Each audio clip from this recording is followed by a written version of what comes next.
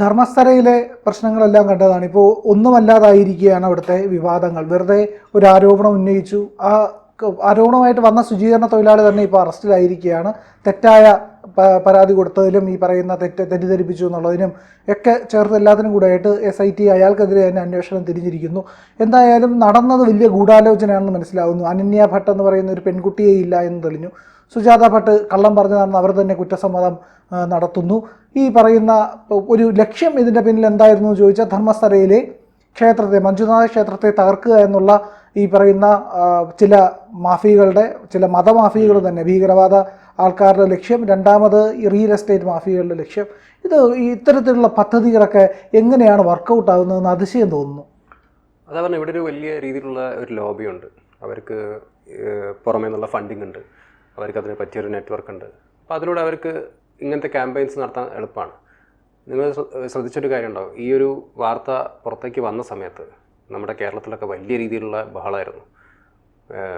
BJP കാൻഡിഡേറ്റ്സിനെ ഭയങ്കരമായി attack ചെയ്യുന്നു, അതായത് പാനലിസ്റ്റുകളെ ഭയങ്കരമായി അറ്റാക്ക് ചെയ്യുന്നു, അല്ലെങ്കിൽ പൂർണ്ണമായിട്ടും ഭയങ്കര ഒരു വലിയ ഭീതി ഉണ്ടാക്കാൻ അവർക്ക് സാധിച്ചിട്ടുണ്ടായിരുന്നു.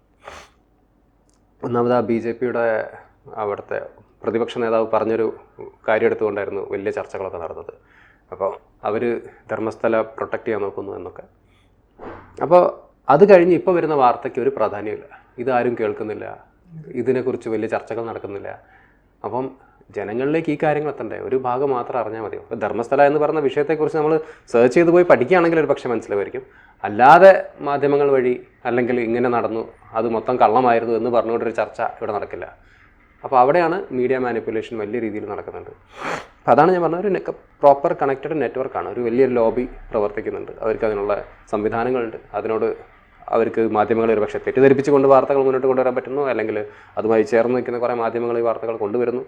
ഒരു ലെഫ്റ്റ് ലോബി ഇവിടെ ഭയങ്കര ആക്റ്റീവായിട്ട് പ്രവർത്തിക്കുന്നുണ്ട്. ഈ സുജാത ഭട്ട് തന്നെ ഒരു അർബൻ നക്സലാണെന്നാണ് പറയുന്നത്. യെസ്. അപ്പോൾ അങ്ങനെയുള്ള ആളുകൾ, ഇപ്പോൾ സുജാത ഭട്ടിൻ്റെ കാര്യം എടുത്ത് നോക്കുകയാണെങ്കിൽ അവർക്ക് അങ്ങനെ ഒരു മകളെ ഇല്ല എന്നാണ് പറയുന്നത്, അല്ലേ? അപ്പോൾ തുടക്കത്തിൽ മകളെ നഷ്ടപ്പെട്ടു, മകളെ കാണാനില്ല എന്നൊക്കെ പറഞ്ഞിട്ട് ഇപ്പോൾ പറഞ്ഞത് അങ്ങനെ ഒരു മകളെ ഇല്ല. അപ്പോൾ എത്ര വലിയ ഒരു കോൺസ്പിറസിയാണ് ഇവിടെ നടന്നത് എന്നതാണ് നമ്മൾ കാണേണ്ടത്. മാത്രമല്ല അത്ര വലിയൊരു കോൺസ്പിറസി നടന്നു, അത് എക്സിക്യൂട്ട് ചെയ്തു, എന്നിട്ട് അത് പൊളിഞ്ഞു കഴിഞ്ഞപ്പം അതിനെക്കുറിച്ചൊരു വാർത്തയില്ല, ചർച്ചകളില്ല, ഇത് ജനങ്ങളിലേക്ക് വേണ്ട രീതിയിൽ എത്തുന്നില്ല. അപ്പോൾ ആ തെറ്റിദ്ധാരണ ഉണ്ടാക്കിയിട്ട് അതവിടെ ഉറപ്പിച്ച് വെക്കാൻ അവർക്ക് സാധിച്ചു. ഇനി ഇതിനെക്കുറിച്ച് ഗവേഷണം ചെയ്ത ആളുകൾക്ക് വേണമെങ്കിൽ ഒരു കാലത്ത് മനസ്സിലാവുമായിരിക്കും. അല്ലാതെ പറഞ്ഞ പോലെ സാധാരണക്കാർക്ക് ഇപ്പോഴും ഈ വിവരങ്ങൾ അറിഞ്ഞൊന്നും ഞാൻ മനസ്സിലാക്കുന്നില്ല. വലിയ രീതിയിലൊരു ലോബി ഇതിൻ്റെ പിറകിൽ പ്രവർത്തിക്കുന്നുണ്ട്. അപ്പോൾ അതിൻ്റെ ഭാഗമായി ചേർന്ന് നിൽക്കുന്ന ആളുകൾ കുറേ ഉണ്ട്. അതിൽ ഓരോ കാറ്റഗറിയിലും പെട്ട ആൾക്കാരുണ്ട്, മീഡിയ ഉണ്ട്, ആക്ടിവിസ്റ്റുകളുണ്ട്. അപ്പോൾ ഒരു വലിയ ചെയിനാണ്. അതിനെ എന്താ പറയുക, നമ്മുടെ രാജ്യത്തൊരു വലിയ ഭീഷണി അതുകൂടിയാണ്. കാരണം ഈ ഒരു പറഞ്ഞ പോലെ ഈ സൂഡോ ഇൻ്റലക്ച്വൽ ആക്ടിവിസം ഉണ്ടല്ലോ, അതാണ് ഏറ്റവും വലിയ പ്രശ്നം.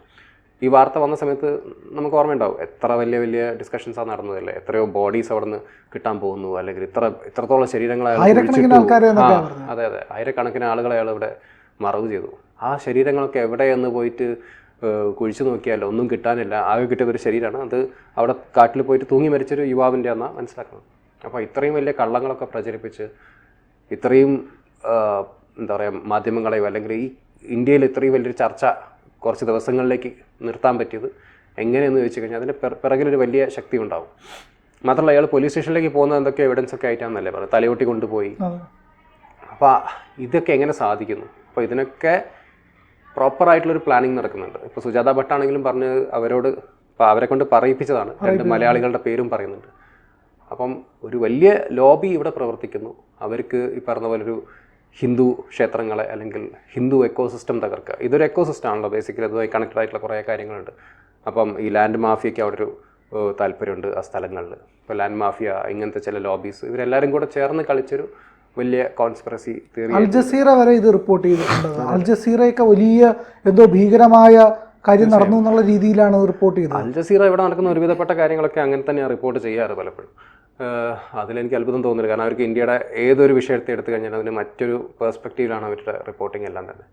പക്ഷേ ഈ ഒരു കാര്യം നമ്മൾ നോക്കുകയാണെങ്കിൽ ഇങ്ങനെയുള്ള സിസ്റ്റംസ് ഇവിടെ വളർന്നു വരുന്നു. അതിനെ തടയാൻ എന്ത് ചെയ്യുന്നു എന്നുള്ളതാണ് നമ്മൾ നോക്കേണ്ടത്. കാരണം നമ്മുടെ ഗവൺമെൻറ് ആണെങ്കിൽ അവിടെ ഇൻഎഫിഷ്യൻ്റ് ആവുന്നതെന്ന് എനിക്ക് പറയുള്ളൂ. കാരണം ഇത്രയും വലിയൊരു ഫേക്ക് ന്യൂസ് സ്പ്രെഡ് ആവുന്നു, ഇത്ര ആളുകളിലേക്ക് എത്തുന്നു, ഇത്ര വലിയ ഡിസ്കഷൻസ് നടക്കുന്നു.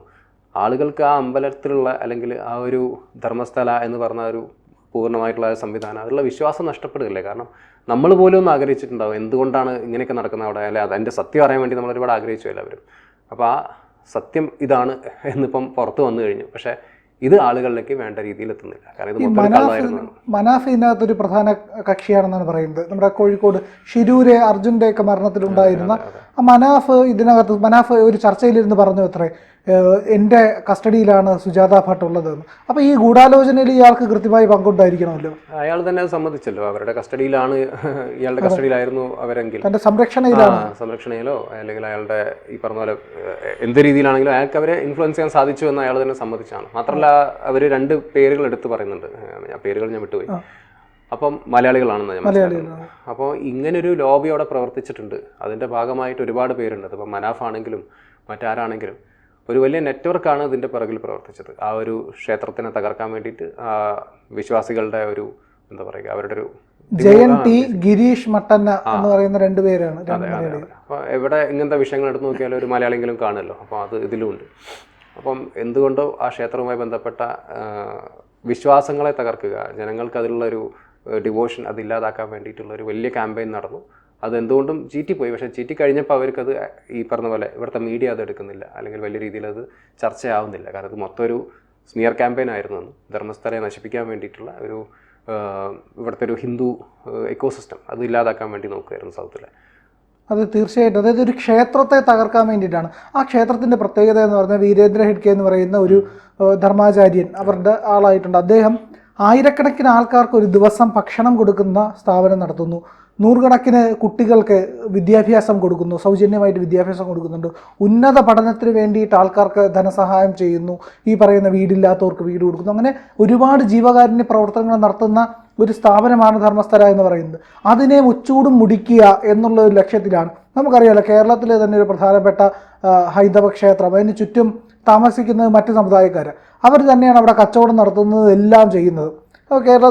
ഇന്ത്യയിലെ ഭാരതത്തിലെ ആദ്യത്തെ കൃഷ്ണക്ഷേത്രമാണ് അതെന്നാണ് പറയപ്പെടുന്നത്. അപ്പോൾ ഈ പറയുന്ന ഇങ്ങനെയുള്ള ചുറ്റും താമസിക്കുന്നതിന് കുഴപ്പമില്ല. പക്ഷെ അവരവരുടെ ഗൂഢാലോചന നടത്തിയാലോ?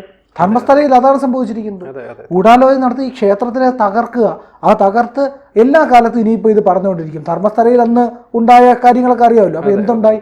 ഒന്നും ഉണ്ടായില്ല, ഒരു ആരോപണം വന്നല്ലോ എന്ന് പറഞ്ഞുകൊണ്ടിരിക്കും. കാരണം എല്ലാ കാലത്തും ധർമ്മസ്ഥല എന്ന് പറയുന്ന മഹാക്ഷേത്രത്തിനെ തകർക്കാൻ വേണ്ടിയിട്ടുള്ള ഒരു പദ്ധതിയായിട്ട് ഇതിങ്ങനെ നിലനിൽക്കുക, അന്തരീക്ഷത്തിൽ നിൽക്കുന്നത്.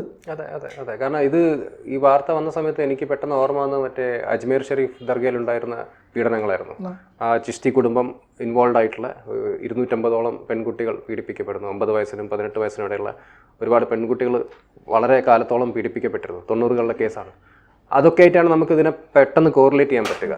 അപ്പോൾ അങ്ങനത്തെ ഒരു ഇമേജ് ഈ ഒരു ക്ഷേത്രത്തിന് ഉണ്ടാക്കി കൊടുക്കാൻ വേണ്ടിയിട്ടാണ് ഇവിടെയുള്ള ഈ പറഞ്ഞ ഈ തീവ്ര മത സ്വഭാവമുള്ള ആളുകൾ, അല്ലെങ്കിൽ ഈ പറഞ്ഞ പോലെ ഇടത് ലോബിയിലുള്ള ആളുകൾ, ലാൻഡ് മാഫിയ, ഇവരെല്ലാവരും കൂടെ, അതെ ജിഹാദികൾ പച്ച ഭാഷയിൽ പറയുകയാണ്. അപ്പോൾ ഇവരെല്ലാവരും കൂടെ ചേർന്ന് പ്രവർത്തിച്ച ഒരു വലിയ ഓപ്പറേഷനായിരുന്നു. പക്ഷേ പോലീസിന് അത് പൊളിച്ചടക്കി കൈ കൊടുക്കാൻ പറ്റി. അപ്പോൾ അതാണ് ഇപ്പോൾ ഇവിടെ കാണാൻ പറ്റിയത്. അപ്പോൾ ഇങ്ങനെയുള്ള കാര്യങ്ങൾ നമ്മൾ തടയാൻ നോക്കിയിട്ടില്ലെങ്കിൽ അത് ഭാവിയിൽ മറ്റ് സ്ഥലങ്ങളിലും മറ്റ് ക്ഷേത്രങ്ങളെയും അല്ലെങ്കിൽ മറ്റ് ഹിന്ദു എസ്റ്റാബ്ലിഷ്മെൻറ്റ്സിനെയും തകർക്കാൻ ഇത് ഹിന്ദുക്കൾ ജാഗ്രത പാലിക്കണമെന്നുള്ളതാണ്. ജാഗ്രത പാലിച്ചില്ലെങ്കിൽ ഇതുപോലെ ധർമ്മസ്ഥല എല്ലാ ക്ഷേത്രങ്ങൾക്കും മുകളിൽ നിൽക്കുന്ന ഒരു വാളായിട്ട് മാറും. ഹിന്ദുവിന്റെ സമ്പൂർണ്ണ നാശമായിരിക്കും. അവിടെ സ്വയം പ്രതിരോധം തീർക്കുക എന്നുള്ളതേ ഉള്ളൂ അല്ലേ ഇതിന് മാർഗം. അതെ അതെ. കാരണം ഞാൻ ഈ പല സ്ഥലങ്ങളും, ഞാൻ ഇപ്പം തിരുവണ്ണാമലൈ ക്ഷേത്രം സന്ദർശിച്ച സമയത്ത് ഞാൻ നോട്ടീസ് ചെയ്തൊരു കാര്യമാണ്, അവിടെ പുറമെ പറഞ്ഞ പോലെ മറ്റ് ചില സമുദായങ്ങളിലെ ആളുകൾ, മറ്റ് സമുദായങ്ങളിലെ ആളുകളുള്ളതല്ല പ്രശ്നം, പക്ഷേ അവിടെ മീൻ കച്ചവടം അങ്ങനത്തുള്ള കാര്യങ്ങളൊക്കെ അവിടെ നടക്കുന്നത്. അപ്പോൾ ക്ഷേത്രത്തിൻ്റെ പുറമെ അത് എത്രത്തോളം ഹിന്ദുക്കൾക്ക് അക്സെപ്റ്റബിൾ ആണെന്ന് എനിക്കറിയില്ല. പക്ഷേ എന്നെ സംബന്ധിച്ചത് ഭയങ്കര ഒരു ഓഡായിട്ട് എനിക്ക് തോന്നി. കാരണം ക്ഷേത്രം ഇവിടെയാണ്, പുറത്ത് തന്നെ ഉണ്ട് മാംസം മത്സ്യം കച്ചവടം നടക്കുന്നു. അപ്പോൾ അത് അത്ര ഒരു പ്ലസൻറ്റ് സിറ്റുവേഷൻ അല്ല. അപ്പോൾ നമ്മൾ ഈ പറഞ്ഞ പോലെ ഹിന്ദു ആചാരങ്ങളിൽ വിശ്വസിക്കുന്ന ഒരു ഹിന്ദുവായി തുടരാൻ ആഗ്രഹിക്കുന്ന ആളുകളെല്ലാം തന്നെ ചിന്തിക്കേണ്ട സമയം അതിക്രമിച്ചു കഴിഞ്ഞു. പലപ്പോഴും ഹിന്ദുക്കളുടെ ഈ ഒരു ലാക്ക് ഓഫ് അവയർനെസ് ആണ് അവരുടെ പ്രശ്നങ്ങൾക്കെല്ലാം കാരണമായി മാറുന്നത്. അത് മറ്റുള്ളവർക്ക് എക്സ്പ്ലോയിറ്റ് ചെയ്യാൻ, ഈ പറഞ്ഞ പോലെ എക്സ്ട്രീം സ്വഭാവമുള്ള ചില ആളുകൾക്ക് അത് എക്സ്പ്ലോയിറ്റ് ചെയ്യാൻ പറ്റുന്നുണ്ട്. അത് തന്നെയാണ് ധർമ്മസ്ഥലയിലും സംഭവിച്ചത്. കാരണം ഇപ്പം നമ്മുടെയൊക്കെ ഉള്ളിൽ ആ ഒരു വാർത്ത ഭയങ്കര ആഴത്തിൽ കയറിക്കഴിഞ്ഞു. ഇനി അത് പുറത്തേക്ക് വരണമെങ്കിൽ, അല്ലെങ്കിൽ ഇത് എല്ലാം കള്ളമായിരുന്നു എന്ന് മനസ്സിലാക്കിയെടുക്കാൻ പോലും ടൈം എടുക്കും. അത് അത്രത്തോളം അവെയർ അല്ലാത്ത ആളുകളിൽ ഇപ്പോഴും ഒരു പക്ഷേ ഇവിടെ ഉണ്ടായിട്ടുള്ള ആ ബഹളം മാത്രമേ ഓർമ്മയുണ്ടാവുള്ളൂ, ഇങ്ങനെയൊക്കെ സംഭവിച്ചു. പക്ഷേ ഇതിൻ്റെ ഒരു സൊല്യൂഷൻ എന്താണ്, അല്ലെങ്കിൽ ഇതിൻ്റെ സത്യാവസ്ഥ പുറത്തേക്ക് വന്നു കഴിഞ്ഞു എന്ന് പലരും അറിയില്ല എന്നതാണ് അതിൻ്റെ ഒരു വലിയ പ്രശ്നം. കൂടുതൽ വാർത്തകളും വിശേഷങ്ങളും നിങ്ങളിലേക്ക് എത്താൻ ABC മലയാളം സബ്സ്ക്രൈബ് ചെയ്യുക, ബെൽ ബട്ടണും അമർത്തുക.